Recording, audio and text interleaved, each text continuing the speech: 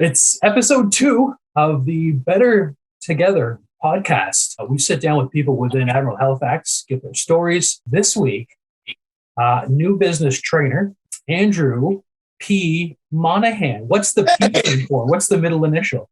The P stands for patty cake. One time, I back when we had phone books, I called up and said, I need to get my name in there. I got a new number when I moved back to Nova Scotia when I was living out west a million years ago. And I said, how would you like your name in the phone book, sir? I said, what are my options? They said, well, you can have your full name, middle initial. I said, something came to my mind. I said, can you put down patty cake? So there is a phone book out there that says Andrew Patty Cake Monaghan and my phone number, which doesn't exist anymore, nor does the phone book. But why I did that, I don't know. It actually stands for Patrick. I get the sense that over the course of this podcast, I'm going to have kind of an internal barometer where it's like, is this BS? Is it? It's kind of the dialogue. True. In terms of like Admiral personalities, I don't think they get much larger than Patty Cake Monaghan. I often think that Newfoundland's biggest export is actually Admiral talent.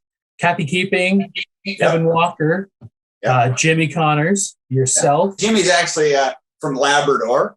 Which is, of course, a part. We call it Newfoundland and Labrador. I'm from Corner Brook. What was growing up in Corner Brook like? It was great. I have nothing to compare it to, obviously, but it's a small town, second largest metropolis in the province of Newfoundland. We had a population of 20,000 people. So it was a great place to grow up. I've got an older brother, Tom, who lives out west now. He's 2.5 years older. I have an identical twin brother who's 1 minute older than me and ridiculously good looking, as we all know. So just playing, hanging out with them, a baseball field behind the house. We had a big yard where we went in every day. I played either a game of catch with my brother Pete, playing one-on-one basketball against him. There was a ski hill 15 minutes away called Marble Mountain. I've been skiing since I was 4 years old. So that's what we did all winter long. Were you a troublemaker in your younger days? All of those records have been sealed and I cannot speak about that. So if we can move on. I'm kidding. I was,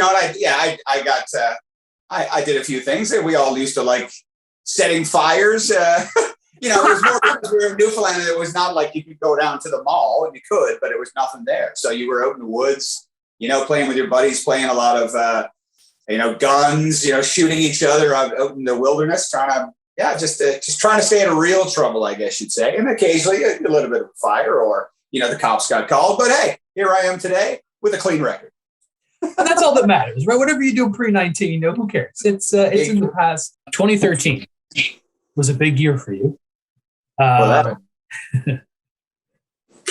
What made you decide I would like to be a participant on the first season of Big Brother Canada? I was always a fan of Big Brother. We had watched it. Me and my twin brother and his wife, Tracy, they were big fans as well. As was I. So we watched it from the very first, the first year in the States, it wasn't that good. But the second season, everybody started watching from them when Dr. Will came on. If you know Big Brother, you know Dr. Will. So we were, watching every year. And then all of a sudden, in 2012 or whatever it was, during whatever show, I think it was regular Big Brother from the States, said, hey, coming soon, Big Brother Canada. And I thought, oh, cool, interesting. Showed a few little clips. And my sister-in-law, Tracy, says to me, Andrew, you're going to be on that show. She had a premonition, right? So she kind of, they kind of egged me on to say, you should go and try out. First, I said, yeah, okay, check it. Why not? I'll go get in line at the Metro Center. So went down, read about it, said, show up at whatever time. You just waited in line forever. And then as soon as you got in front of the crew, their production there, I was there with 4 other people. And then the whole thing was about me. I was there. There's 2 older people, 2 younger people. Person started talking to me first and everything. Then they talked to the other people. It all came back to me. I arm wrestled this kid. I was 38 at the time. I arm wrestled this kid who was 20 and said, he had no personality. He's like, why would you be on Big Brother? And he says, I think I'll be really good at competitions. I says, what about this guy? You think you could beat him? I said, I'll whip his ass in an arm wrestle right now. And I did. I went out and boom and beat him in an arm wrestle. And half an hour later, I got a call to come back for a second interview. You got to stand out in that first interview, right? I was just being myself. So lo and behold, 2 hours or half an hour later, hey, can you come back in a couple of days? Cool. To be one-on-one. Went to the Prince George, filled out a bunch of documents. And then I sit in front of with a person like yourself with a camera. It was a woman from California and just started asking questions, right? And I sat there and I think I did something like this. And I see how sweaty my armpits are right now because I suffer from hyperhidrosis. And it was exactly like this. I said, look, I'm really sorry about this, but I got really sweaty armpits. Something like that, right? That was the line that won them over. That was it, right? A month later, I get an email or I get a phone call with a California number. I was like, hey, by the way, oh my God, it must have been two. It was around getting close to Christmas or November. And I said, what the hell is this? And they called and said, hey, you're one of the finalists, right? You're in the top 50 or something like that. We're going to fly you to Toronto to do the last interview. I said, oh, wow. Okay, cool. So I went there, everything was all hush, hush. Everything's quiet, put up in a hotel. And then I go and have a, meeting with the other production people, the casting director, Robin Cass, she still does it. She used to do all the casting for the US show as well. And first thing she says is, let's see those armpits. They hooked you up to an EKG, make sure you weren't going to keel over. And I had a psych analysis. You guys aren't filming this, right?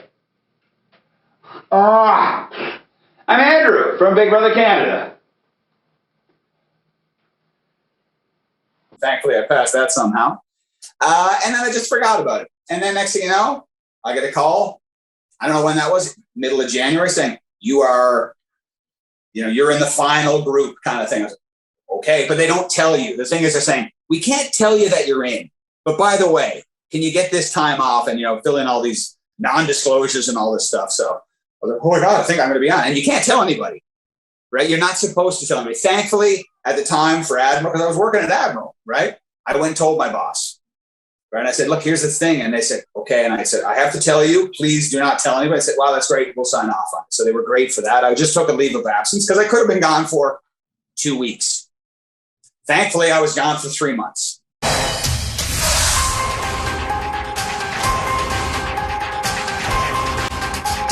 Right? So I was gone for the full time. So next thing you know, then they showed up at the house, and they had let us know. They told me, said, we want your twin brother to be involved because obviously that was part of my shtick. I got an identical twin. I'm Andrew Monaghan, a has-been from the first season of Big Brother Canada. And I'm Pete Monaghan, a 2-time failed applicant to Big Brother Canada. And so they showed up, started filming me in my house, and that's what the intro of the actual show is. And I got whisked away to Toronto for, my God, when did I show up? I think it was around this time. I think it was just after Valentine's Day. I think it was the 15th of February that I got whisked off to Toronto. They took away my phone, and I was there until, I was in the house then for 64 out of 70 days. It was pretty difficult to do that show. People think it's easy. I was the old guy, which I struggled with. I was 38 years old and I was the old guy. So I was like, oh my God. And they were all just a bunch of young individuals. So I struggled because you're just completely cut off, right? So I did it. You know why? Because I thought I could win. You were fourth from the end, right? 5th out of 15 people. Yeah. So I made it to 5, but I made it to the last week. 64 on day 64, I was evicted, and day 70 it was over. So I did pretty well.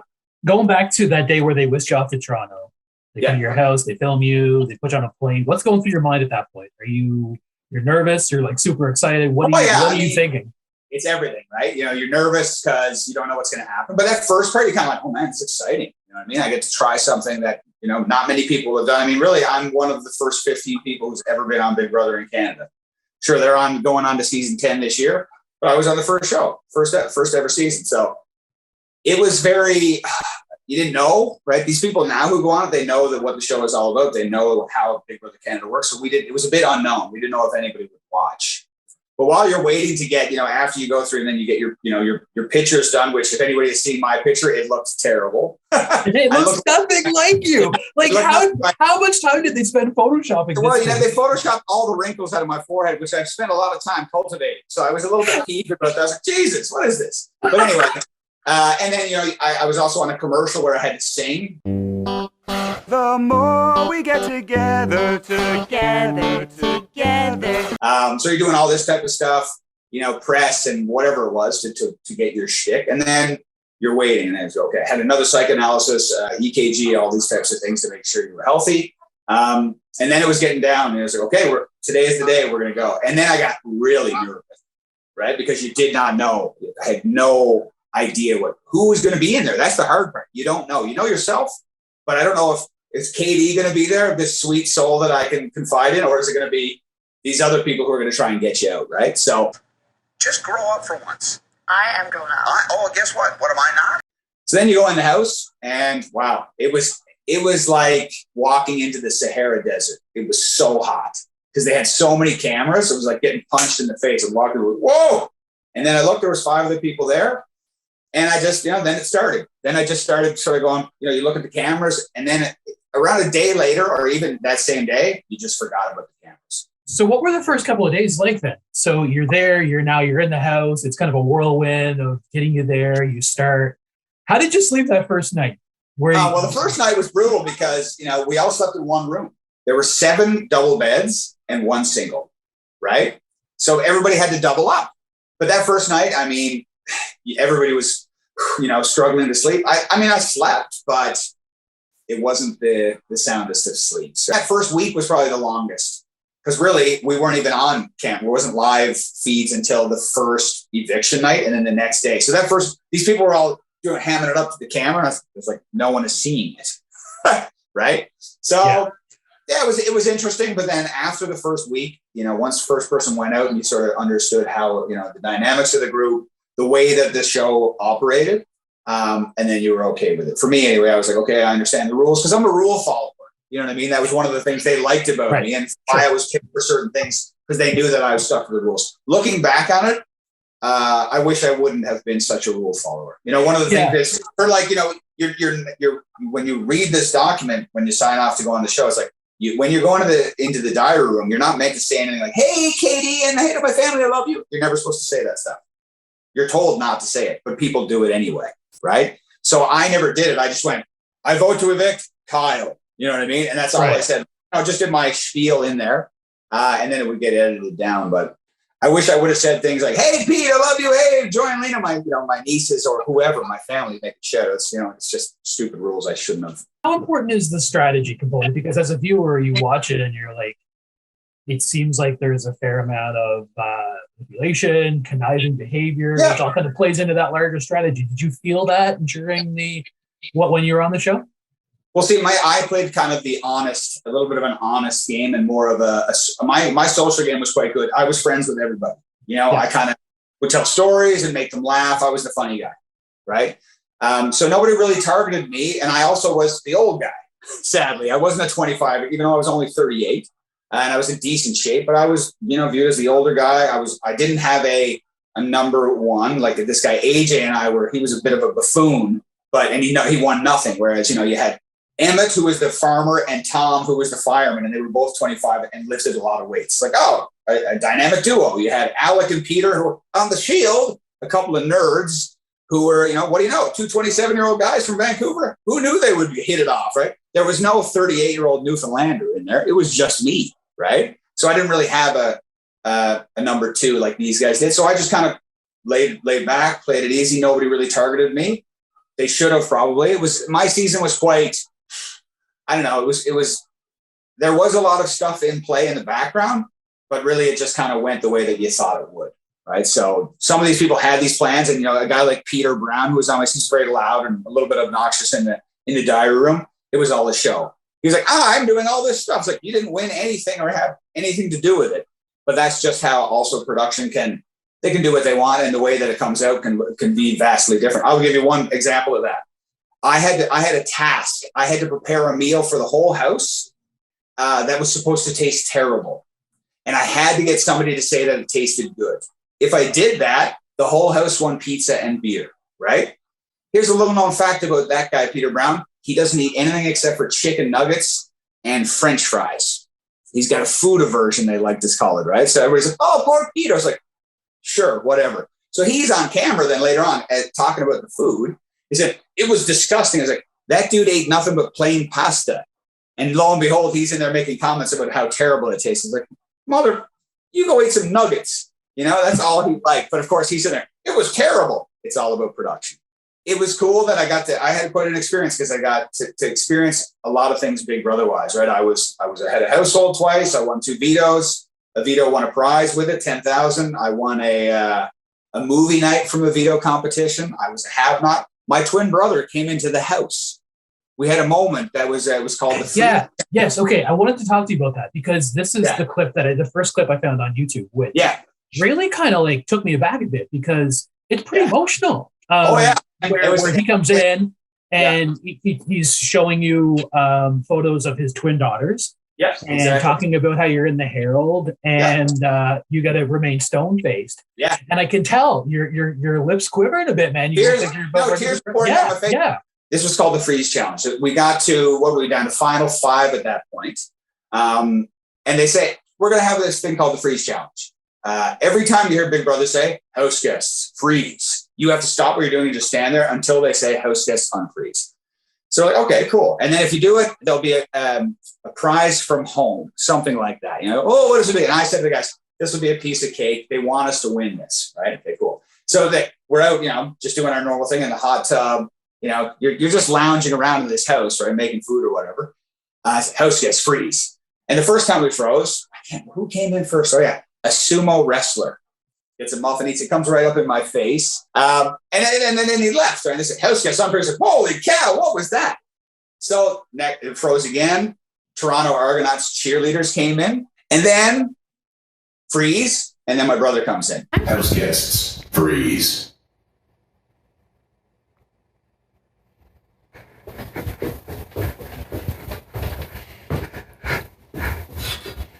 Hello. Don't break your freeze, man. It's okay. Whew, just let me. This is amazing. I'm so proud of you, man. You're gonna do this. I just want to show you this. The girls. Okay. What is it? What is that?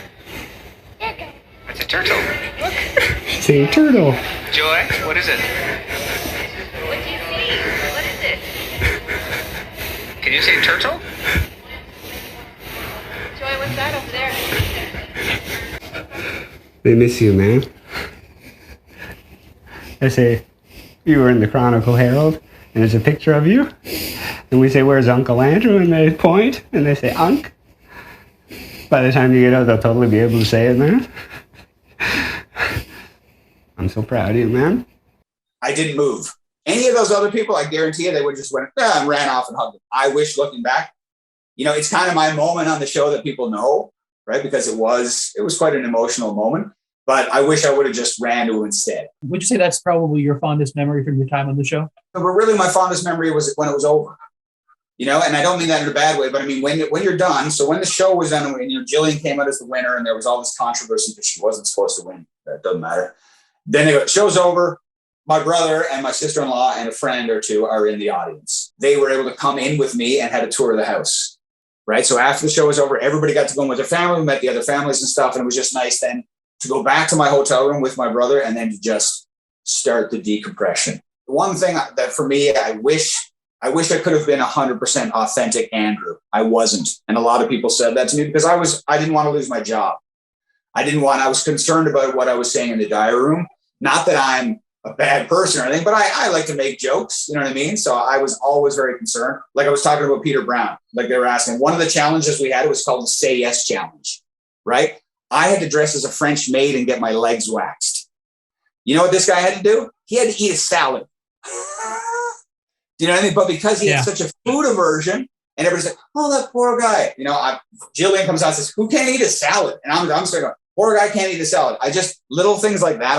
I wish I would have been more myself, because in the diary room, it comes, I would get in there and just ramble on. And I can be funny at times, right? But when they then say, okay, well, what you're saying is this, and they then just pare it down, it wasn't my natural natural self. It was more edited. And I just didn't come across the same way as I think I normally am. That's what I think. Is that the case for everyone, though? Do you think most of the pit-ups probably felt the same way? No? No, because I was also the only one who really had a career. Everybody else was, younger, and they didn't seem to care that much from the stuff that they said. You know what I mean? So I had it in the back of my mind. I thought, I represent Admiral. It never does it say Andrew works at Admiral. It said Andrew's a sales trainer. And I just said I work for a UK company. But I never wanted to put Admiral in that position where there was, oh man, he said some bad things or did whatever. So I was always mindful. I never wanted to be viewed or viewed in a bad light or to say anything bad about anybody else. So you finished the show. You're back in Halifax. That must have been a bit of a whirlwind coming back to Nova Scotia. Yeah. Here's the thing about it as well. Being on the first season ever, we didn't know. And all of a sudden we came in, they said, a million people have watched this show. When we were, on the show, we went to, do suppress the days after, and people were all, it was like, not yelling my name all the time, but still, it was a bit crazy. So when we finally flew back to Halifax, I flew back with the winner and her hunky boyfriend, Emmett. Someone get my bag. I got that! Hey, guess what I say? It's the single man right here. The little girls were crying. I was like, well, I'm kind of used to this sometimes, but in this situation, it was because they were like, oh my God, I'm meeting a celebrity. So we were celebrities for a minute. Well, it's that time of the week where we chat about Big Brother Canada, but this time we're doing a wrap-up of Season 4. So joining us here this morning, of course, is Andrew Monaghan, our Big Brother Canada alumni from Season 1. How's it going today? Happy hump day. Yeah, happy hump day. Halfway through the week. Everybody's probably pretty thrilled about that. Yep. Not so thrilled that the season's over, I'm sure. It's been a good one. Yeah, that's kind of the way that it goes. You get so excited 3 months ago, and then it goes all the way through, and then it has to come to an end, thankfully. Otherwise, I'd still be in there. I went from 7 followers on Twitter to 20,000. So you get a lot of followers. You get a lot of crap from that as well. I won't go through some of the comments that some people said, but I had a decent game. I didn't have too many haters, but the celebrity part was, people coming up and asking for autographs, pictures, lots of pictures and stuff like that. It's cool for a little while. But then every once in a while you'd say people would be not very nice. Hey, you're supposed to be somebody. And I remember a woman grabbing my hair, I'm trying to say, excuse me, you don't just touch someone just because you heard they were on a TV show. So what happened there? That was just, we were down at the lower deck and it was just, I don't know, people were all, a couple of people would come up and say, oh my God, you're Andrew from Big Brother. Yeah, fine. And this person was half in the bag and she just came out and goes, somebody said, that's Andrew from Big Brother. And she, someone never watched it. Well, who's that? She was just an idiot in general. So she just happened to come up and sort of was grabbing me. You know what I mean? People just think, oh, well, that's a famous person. And not that you're famous, but whatever. And she just grabbed me. So some people would do that. Some people would be rude, right? So in that, as an example, you'd be out downtown Halifax, for example, you'd have these people come up to you and loads, nonstop, right? Especially right after that summer, and we'll go over some of the fellows from Admiral. We go down to Dirty Nellies or something, and then there would just be a gaggle of people, right? And of course, my classic one, you see this, my mom loves you. I got a lot of, I got a lot of that stuff. So it was very interesting, but I wouldn't want to be a celebrity full time. It's not, it's weird. So almost 10 years later, how do you feel about the experience on a whole? Looking back, it's cool. Yeah, it was cool. You know what I mean?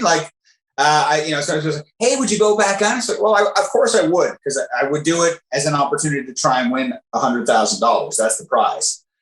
Will they ever ask me back? No, I guarantee I will never be on that show again. I don't think they'll ever do All Stars, but if they do, I'm certainly not an all-star, but I would if they asked me. I just know that they wouldn't. Yeah, it was the experience, one of the craziest experiences of my life. I know some people say this is the greatest thing that's ever happened to me. That's not true. You know what I mean? I've had a great life. It was just an experience that I can look back on and say, wow, not everybody can say they were on a reality television show. Well, it sounds like you've handled it as level-headedly, I guess, as possible. You're certainly pretty humble in talking about it, and you just kind of chalk it up to, hey, it is what it is. It was a great experience, but I'm not going to let it define me as a person. Of course. I would be pathetic if that was the case. I'm pathetic enough on my own, so I don't need that to make it any worse. At Admiral, I know a lot of people, in past, some people would, Logan was always like, hey, that was Big Brother. I was like, I don't want it mentioned unless somebody, for regular, if you're a new hire and you say, I want to ask him a question, feel free. I'm okay with that. I will talk about it forever. Let's bring it back to Admiral a bit. And you've been with the company for, gosh, got to be you're past 10 for sure. Got to be close. Oh my God. June 23rd will be my 14-year anniversary, sir. How long have you been in the trainer role for? 13 years. And that's a heck of a long time. You've seen a lot of people come through the doors. You've helped a lot of people establish themselves in the company, give them that fundamental knowledge to excel in their position. What continues to motivate you as a trainer to get up and to do your best in helping these people through the early stages of their roles here at Admiral? It's the money. I'm kidding. Hey, fair point. Hey, I mean, that's fine, right? I am mostly kidding. Obviously, we get compensated very well, but for me, there's no one thing that stands out for me. The thing I love about being a trainer is that, especially in induction, like I love it when I get new people who are like, oh God, they have fear, they have those nerves. And then when they make it, when they're successful and they come back and say, you know what, thanks for that. And I know that it's all about them. They're the ones who put the effort in, but if I can help anybody to be successful, that's always where I get my joy from the job still, just to say, hey, they got it. And when I can come up with a different way, because not everybody learns the same way. And that's something that I pride myself on is to look at it from different angles and say, like, it might not work for Kyle this way, so I'm going to try and revamp it and do something different. Now we got a lot of stuff that is, you got to do it this way every time, but there's always a different way to look at it and to try and get somebody to understand it from a different point of view. And that'll help them to be successful. And when I get those people to get that moment where it finally clicks, I mean, we're selling car insurance over the phone. We're not curing cancer here, but when they are successful and they are then happy themselves because they've got that confidence, then that helps me to get up the next day and get back to work. So, and the money. How has the way that you train or educate employees, how's that changed? It's just a totally different ball game now. I know when I started, it was like, ancillaries here, don't worry about it. It's just read this. There wasn't that emphasis. So now the job is getting harder. There's a lot more to remember. So, we do have our struggles, but you just got to bring it back to that human element because that's what it comes down to. I coined this phrase I like to use with my groups. I say, we're trying to create the best Admiral athletes, right? Because you got to have those 5-tool athlete, you run, have power, all this stuff. Same thing is true for an Admiral employee. You got to be able to articulate. You got to be able to see. You got to be able to hear and understand and put it all together with your fingers on the keyboard. So developing those skills and becoming the best Admiral athlete you can be. That's how I like to look at it. And everybody's different. It's like anything. What works for Kyle might not work for Andrew. So I love to find that and to get people to be successful. So that's what gives me joy for the trainer role. But it's very different. So I always try and bring it back to that. How do I get this person to understand what they need to do? Right? How easy is that? It's not. It's certainly not easy, right? Because we've got so many different people here, people from all different backgrounds, from all over the world. Some people, I almost prefer to have people who have no experience in a call center because they're more malleable, right? It's a person you can mold and say, look, this is the way we do it. When you got someone who says, well, this is the way we used to do it, you say, well, you ain't never been at a place like Admiral before, right? It's like something unknown to us, certainly over here in Canada. So you got to break down those barriers sometimes and build them back up. But yeah, it's not easy, but I guess that's why they pay me the big bucks to be a trainer, to try and get them to where they need to be. It's good to know though that it still keeps you on your toes and it's still challenging after all this time in the role. Because a lot of people, doing a job for the length of time that you've done it, they get bored or, they want a change of scenery. But it seems like in your position, every day is a new day, new opportunity to teach and influence and help those young Admiral minds, for lack of a better phrasing. What's your proudest moment with the company throughout your time here? Man, I guess I could roll out and say, I've won certain awards, those years are long gone.